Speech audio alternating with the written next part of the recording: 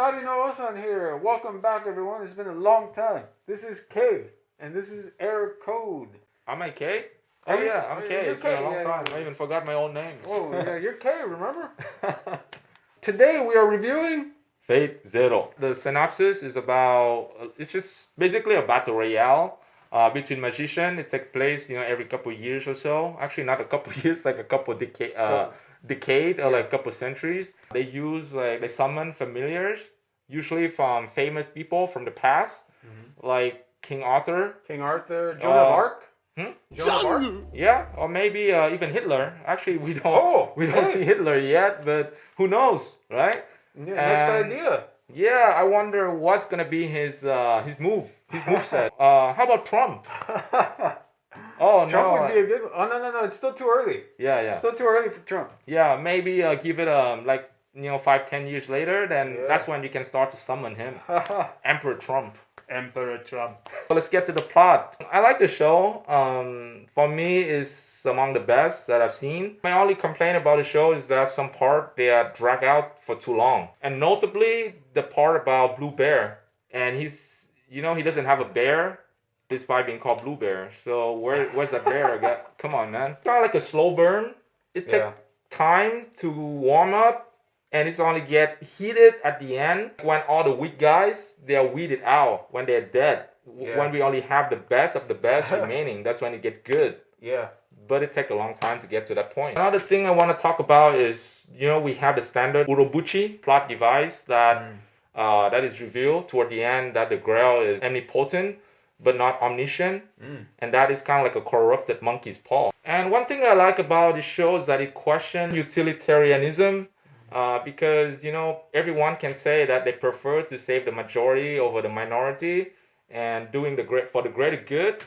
But sometimes it's all about the quality rather than the quantity, as shown by when Kerry was faced with the choices of choosing his family or the rest of the world population.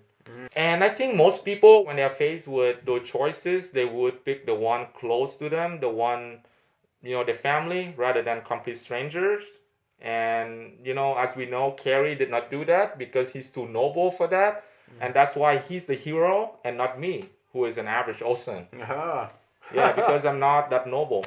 The only flaw I found is that they don't really go into details about some key elements, like as to why Kerry decided to cheat on Irie with Maya. How the Grails copies all of Irie emotion when they decide to become her. It also feel all the agony that she feel when she witnessed Kerry killing the daughter. And another thing, I just noticed there's a lot of choking in this anime. I don't know what's up with that. Maybe it's like some kind of like fetish play or something. Choking. Yeah, as you can see right here, so many choking moments. And that's something that I would like to see some explanation on. So how about you? How do you like the show? This show, it taught me one thing.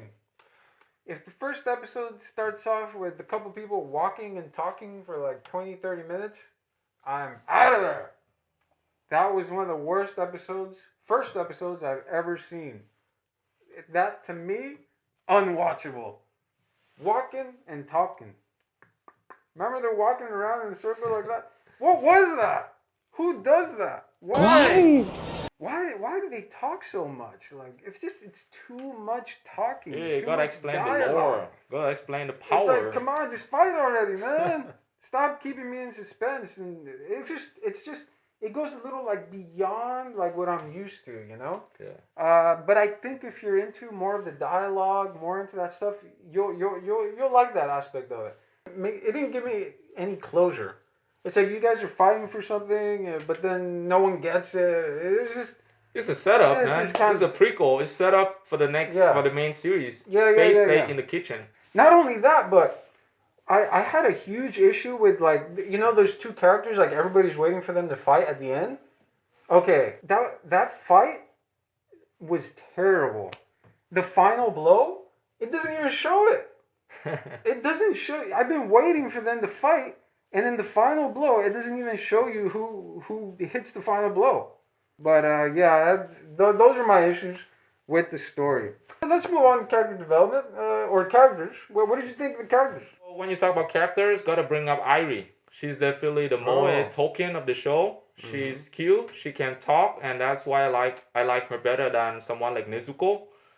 You know, because she can let us know what she's thinking, her rationality, her personality, and her motivation. Those are the things I like about Irie. And let's not forget about the part where she drifts.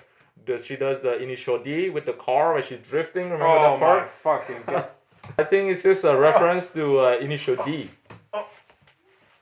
I really like Irie, and I definitely feel sad when she's dead. Definitely amongst the finest waifu. Yeah, that was kind of sad. Yeah.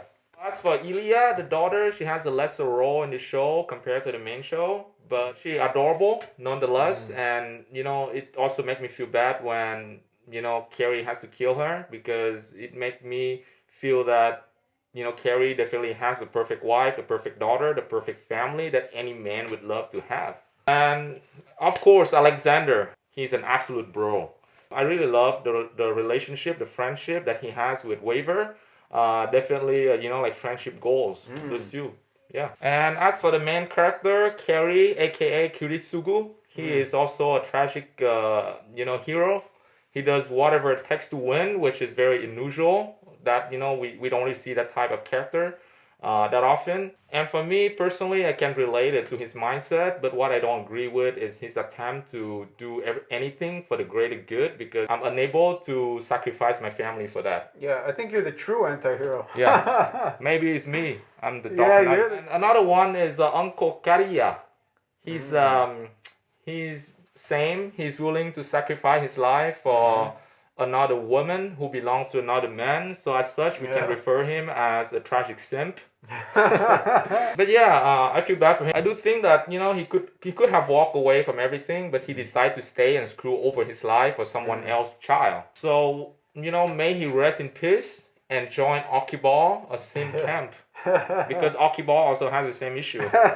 And hey, let's talk about Saber, the main token of the show. Saber and Diamui, your typical chivalrous knight, with ideals and code. And what we learn from this show is that ideals do not win the war. Welcome to real life, guys. And let's talk about Kirei, the main antagonist. He is apathetic. He doesn't feel anything. I don't know what his motivation. I don't know why he's even in the show. Well, you know what? I thought things were starting to get interesting when they included Bluebeard. Because if the only thing that pops out... Where's his beard? He doesn't have a blue beard. I agree. That's shitty. I totally get it, man. I don't know. But...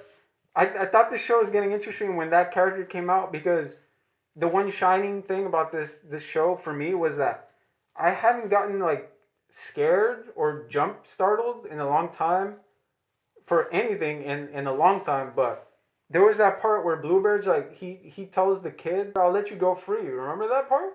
He's like, I'll let you go free, Kenneth. And he's like, "Kenneth, look over there." And he looks and he fucking gets killed. That was whoa, that was brutal. Because I guess everyone thought or maybe it was just me, but he's gonna save the kid. He's a kind monster. If you read his Wikipedia page, you already know that he's a fuck up guy when it comes to kids. Well, it's a good thing I didn't read the Wikipedia, because then I wouldn't have been surprised. But I was like, oh fuck. What about Saber? Why the fuck was she walking on water? Why Jesus. Why does she have... She's Jesus, okay? She's Holly. What did she really... Why did they give her that ability? That's I don't get it. Why did she, in particular, have that ability? She learned it from Jesus.